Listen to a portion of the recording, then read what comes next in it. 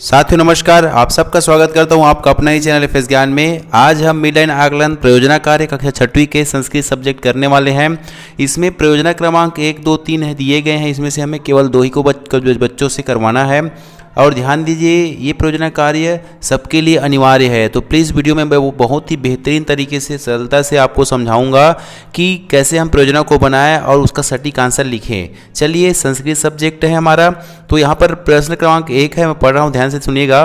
किन्हीं 5 फलों के चित्र बनाकर संस्कृत में नाम लिखिएगा, इस तरह से। और दूसरा जो प्रश्न है हमारा, बाल गीतम पाठ के आधार पर हमें कौन कौन से कार्य करना चाहिए एवं कौन कौन से कार्य नहीं करना चाहिए, इसकी हमें लिस्टिंग करनी है, सूचीबद्ध करना है।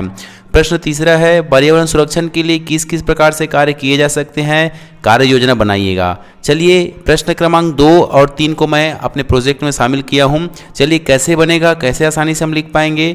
तो चलिए, बाल गीतम का जो प्रश्न नंबर दूसरा है उसका मैंने प्रोजेक्ट तैयार किया है इस तरह से, क्योंकि तीनों में से आप कोई भी एक कर पाएंगे। फ्रेंड्स, चलिए प्रोजेक्ट दिखाए उससे पहले आप अगर हमारे चैनल में नए हैं तो हमारे चैनल को जरूर सब्सक्राइब कीजिए, बेल आइकन को प्रेस करके ऑल को टच करना ना भूलिएगा। फ्रेंड्स, चलिए चलते हैं प्रयोजना क्रमांक 2 की ओर। बाल गीतम पाठ आपको याद होगा बच्चों। तो इसमें क्या लिखा है, माँ कुरु दर्पम माँ कुरु गर्वम माँ भवमानी मानय सर्वम माँ भसधन्यम माँ भस्शोकम मुदित मना भय मोदय लोकम मावद विथ्याम मावद व्यर्थम न चल कुमार के न कुरु निथम पाह्यनाथम पालय दीनम लाला जन्नी जनक विहीनम। ठीक है, इस तरह से उसमें मावद मिथ्या ऐसा बोला गया है ना, मतलब झूठ मत बोलो। ठीक है, तो वही हमारा काम नहीं करना चाहिए, उस कॉलम में सूचीबद्ध होगा। और क्या करना चाहिए, जैसे माँ क्या लिखा था, मुदित मना भय मोदय लोकम पाह्यनाथम पालय दीनम, इसका मतलब हिंदी में आप समझिएगा, वो हमें करना चाहिए। चलिए, तो उस रचना को, आप कविता को याद रखे होंगे तो उसमें आसानी से आपका प्रोजेक्ट बनने वाला है। पहला है, सबका मान आदर करना चाहिए। दूसरा, प्रसन्नचित्त वाले बनना चाहिए। संसार को, तीसरा है, खुश करना चाहिए। अनाथों का पालन करना चाहिए। ये सब कविता में आया है फ्रेंड्स, देखिएगा। गरीबों का पालन पोषण करना चाहिए। और आगे जो है 6वां जो है हमारा, वो है माता पिता से विहीन जो लोगों की हमें जननी माता के समान पालन करना चाहिए। ये हमारे क्या है, काम करने चाहिए। उस पाठ के आधार पर कार्य क्या करना चाहिए वो है। आगे बढ़ते हैं तो कौन सा कार्य हमें नहीं करना चाहिए उसकी लिस्ट है। माँ कुरु दर्पम, घमंड नहीं करना चाहिए। माँ कुरु गर्वम है ना, उसका मतलब गर्व नहीं करना चाहिए। अभिमान या अभिमानी नहीं बनना चाहिए, करना चाहिए।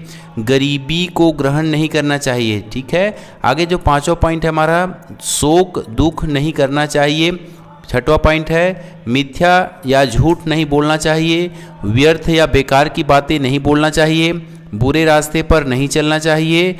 और 9वां पॉइंट है हमारा, अनर्थ या बुरा नहीं करना चाहिए। इस तरह से हमारा जो है कार्य करना चाहिए और कार्य नहीं करना चाहिए वो हमें उस कविता के आधार पर सूचीबद्ध हमने कर लिया है। पर्यावरण सुरक्षा के लिए किस किस प्रकार से कार्य किए जा सकते हैं उसकी हमें कार्य योजना बनाना है, बनाइए, ऐसा प्रश्न कहा गया है। तो इसमें कार्य योजना बनाया गया है, वर्क प्लान है हमारा। तो ध्यान से मैं पढ़ रहा हूँ, समझिएगा कि पहला पॉइंट लिखा गया है, अंधाधुंध पेड़ों की कटाई पर नियंत्रण। दूसरा पॉइंट है, खदान एवं डंप निपटान केंद्र अर्थात डंपिंग यार्ड का निर्माण करना। तीसरा है, जल की गुणवत्ता को बनाए रखना। चौथा है, वनस्पति उद्यान की स्थापना करना। और 5वां जो पॉइंट है, झूम खेती या स्थानांतरी खेती पर रोक लगाना। इससे हमारे जो जंगल है नष्ट हो रहे हैं। आगे 6वां पॉइंट है हमारा, नगरीकरण हेतु पर्यावरण हस्तक्षेप पर नियंत्रण कानून बनाना। 7वां है, हरित पट्टी का विकास करना। 8वां पॉइंट है हमारा, जल ग्रहण क्षेत्र में सुधार। 9वां पॉइंट है, कल कारखानों के अपशिष्टों का नियंत्रण।